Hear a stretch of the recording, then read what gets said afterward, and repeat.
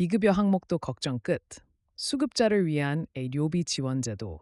병원에서 진료를 받다 보면 이건 비급여라서 따로 비용이 듭니다. 라는 말을 자주 듣게 됩니다. 특히 기초생활수급자분들에게는 비급여 항목의 병원비가 큰 부담으로 다가올 수밖에 없습니다. 건강보험이 적용되지 않는 항목이라 본인 부담이 100% 발생하거든요. 하지만 2025년 현재 수급자를 위한 요비 지원 제도는 점점 다양해지고 있습니다. 급여 항목 외에도 비급여 일부까지 지원하는 제도가 있으며 지역별 또는 병원 자체 프로그램을 통해 혜택을 받을 수도 있습니다. 이번 글에서는 비급여 항목 병원비 걱정을 덜어주는 제도들을 자세히 소개해 드리겠습니다. 비급여란 무엇인가요? 먼저 간단히 정리해보면 급여 항목, 건강보험이 적용되는 항목으로 본인이 일부만 부담, 비급여 항목, 보험 적용이 안 돼서 본인이 전액 부담해야 하는 진료나 검사, 예를 들어 초음파 도수치료 진단서 발급 선택, 진료비 일부 치과 치료 등은 대부분 비급여 항목입니다. 수급자라도 이 부분은 따로 돈을 내야 하니 료비 부담이 클 수밖에 없는 상황이죠. 수급자의 료비 지원 범위. 기초생활수급자 중에서도 료급여 1종은 입원 외래 진료비 부담이 거의 없으며 2종도 일부만 부담하면 됩니다.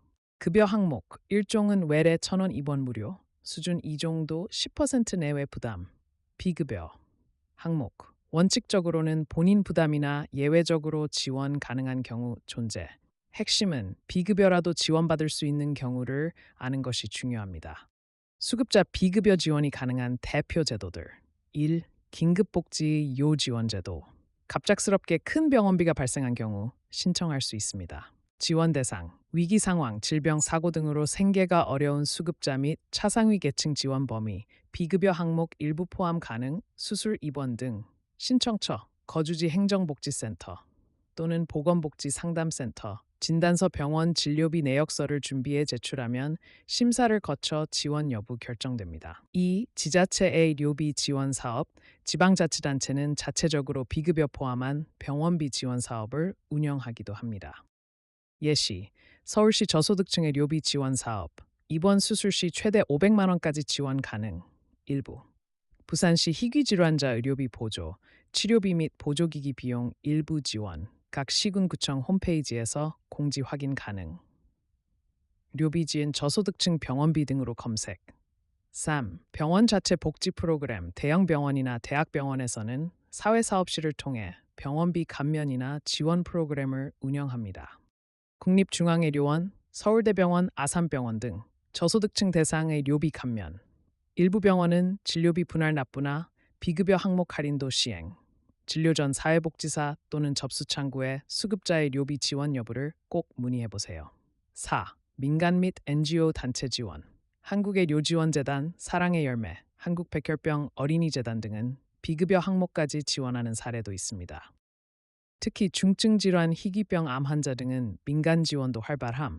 병원 사회복지사와 연결하면 해당 단체의 신청 연결도 가능합니다.